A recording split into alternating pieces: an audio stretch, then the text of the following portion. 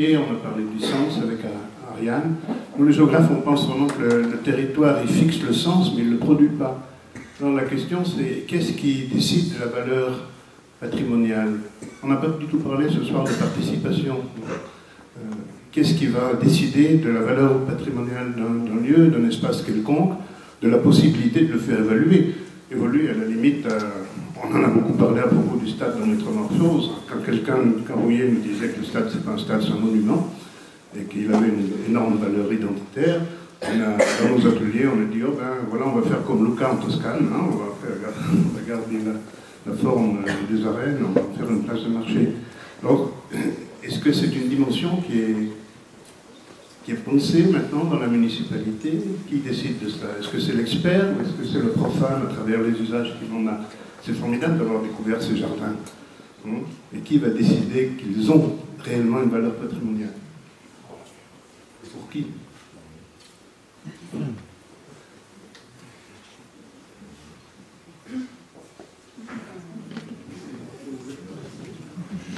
Profiter de votre question parce que je me suis mal exprimé tout à l'heure, mais moi je trouve fondamentale la question que vous posez, c'est-à-dire que on a tendance à se positionner souvent, comme ça a été rappelé, on est architecte, on est éduqué, on a suivi des études qui nous sensibilisent à certaines valeurs, à certaines choses, mais c'est pas forcément comme ça que sont perçues les choses par tous les gens pour qui on construit. Et c'est un petit peu le sens, c'est pour ça que j'ai tendance personnellement à présenter les simples travaux qu'on fait d'une manière très pragmatique, parce qu'il faut faire un peu attention effectivement à ces questions-là.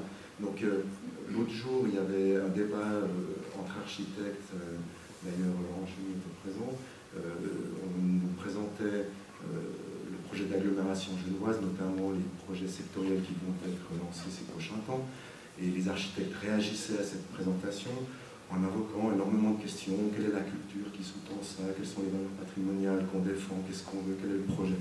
Et au fond de moi-même, il ne faut pas m'empêcher de me dire, mais on est tous d'accord de réfléchir à ça, mais concrètement sur le terrain, effectivement, comment est-ce qu'on peut traduire ces questions dans des actes concrets qui sont ceux de construire?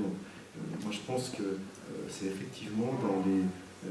je pense que la principale chose qui sort de ce débat, parce que je pense que tout le monde l'a dit d'une façon ou d'une autre, il me semble, autour de la table, c'est que le patrimoine, c'est tout ce qui a, c'est plutôt une question de valeur en partage, c'est tout ce qui est partagé, et notamment au quotidien. Et moi, j'ai appris que ça s'est ressorti partout. On peut agir véritablement et vérifier ce qu'on a fait qu'à une échelle qui, à mon avis, va au maximum à l'échelle d'un, on va dire, d'un bloc, on va dire d'un mini-quartier. C'est ce qu'on arrive encore à mesurer, à maîtriser dans le temps. Maintenant, juste, je profite au passage juste aussi pour compléter peut-être par rapport à la question qu'a posée, j'ai oublié, pardon, voilà. En fait, oui, ce que j'ai cherché à dire à travers ça, c'est que effectivement, je vois bien qu'il n'y a pas qu'à Victor Ruffio dans ce quartier qu'on a construit comme ça, ZAN, mais pour nous, c'était tout à fait... et j'ai deviné, mais peut-être je me trompe, que le règlement était un peu indirectement calqué là-dessus, c'est-à-dire qu'il s'agissait de continuer ça. Le seul point, c'est que pour nous, ça allait tout à fait bien de continuer ça, c'est-à-dire qu'il n'y avait pas de raison dans ce site-là de faire autre chose que de compléter ce qu'on trouvait, essayer de le compléter, on va dire, de s'inscrire simplement.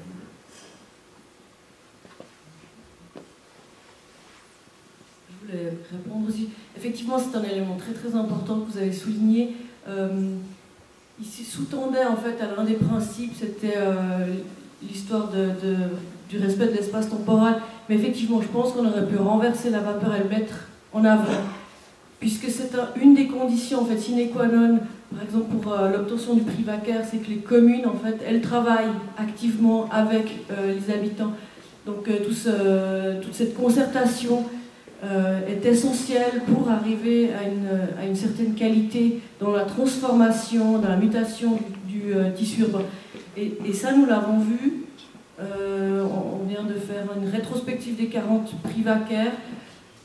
Chaque fois qu'une commune s'intéresse à ce qui est important pour les gens, aux éléments qui sont qui sont sensibles ou bien qui ont une certaine valeur pour la population, c'est en général des communes qui font un bon travail, je crois qu'on peut dire. Enfin, oui, donc c'est effectivement un élément essentiel. Voilà. Et l'Ouest lausannois, c'est effectivement la première chose qui nous a frappé. C'était toute cette façon d'intégrer la population avec notamment le projet phare de la place du marché, mais dans les différents quartiers, dans les différents lieux. Et je crois qu'on ne peut pas y couper, même si c'est extrêmement compliqué, je pense, de faire participer les gens, la population, mais c'est vraiment indispensable aujourd'hui. Donc le côté expertise, même, nous ne l'avons pas non plus, et chaque territoire, en fait, recèle on va dire, de joyaux qui ne sont pas forcément reconnus par les gens de l'extérieur. Et surtout, ce que ça me fait dire aussi, je pense que le patrimoine, c'est quelque chose qui évolue avec nous dans le temps, ça j'en suis convaincue. Et le patrimoine, c'est aussi quelque chose qu'on doit...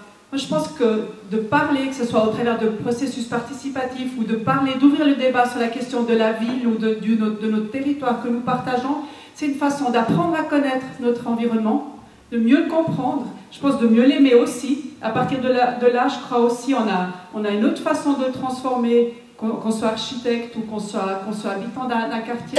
Donc je pense qu'il y a tout cet aspect relationnel finalement au patrimoine qui me paraît fondamental. Et c'est pour ça que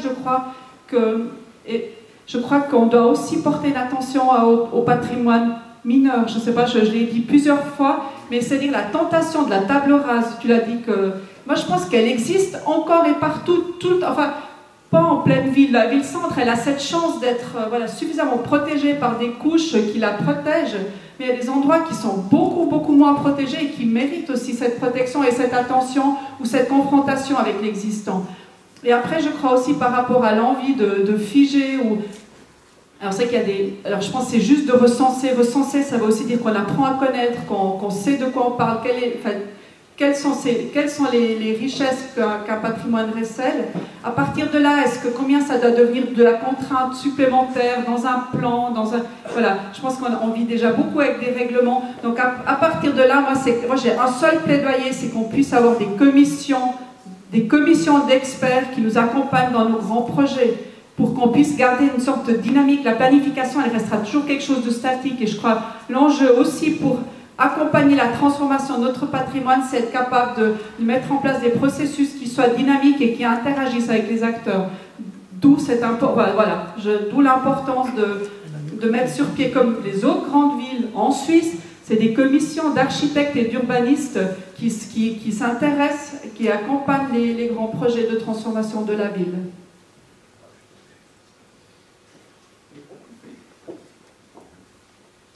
Merci Vincent Mangeur, architecte et professeur. Une question d'abord, des remerciements, parce qu'il faut avoir un courage très considérable pour aborder cette question si délaissée, si malmenée. Encore qu'elle surgit maintenant et que tout le monde est renversé. Ah oui, il faut densifier, comme si c'était une question nouvelle. Comme s'il fallait se mobiliser parce que c'est une question nouvelle. Je vois du point de vue patrimonial, je vous soumets cette réflexion, bâtir la ville et bâtir la ville dense, c'est une valeur patrimoniale, vieille comme le monde, de savoir bâtir la ville. On a plus de témoignages du point de vue archéologique, du point de vue de la mémoire, du point de vue de l'histoire, à propos des tracés de ville, des constructions de ville, que des bâtiments pour ce qu'il en reste.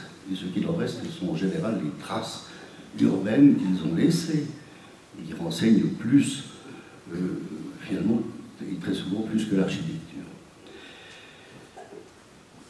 Donc c'est notre question qui fait nouveauté aujourd'hui, alors qu'elle est la question la plus ancienne sur laquelle on ne finit pas de travailler. C'est sûr qu'on sort de plus de 80 ans de délaissement total de ces questions, de mise au rencard, de ces vieilleries, de questions, parce qu'il fallait faire la place à la modernité. On attendait un homme nouveau, capable de faire un nouveau monde, et de produire du nouveau. À partir de ça, il fallait tout raser. Il fallait aussi congédier le patrimonial du point de vue du savoir bâtir la ville, pour en arriver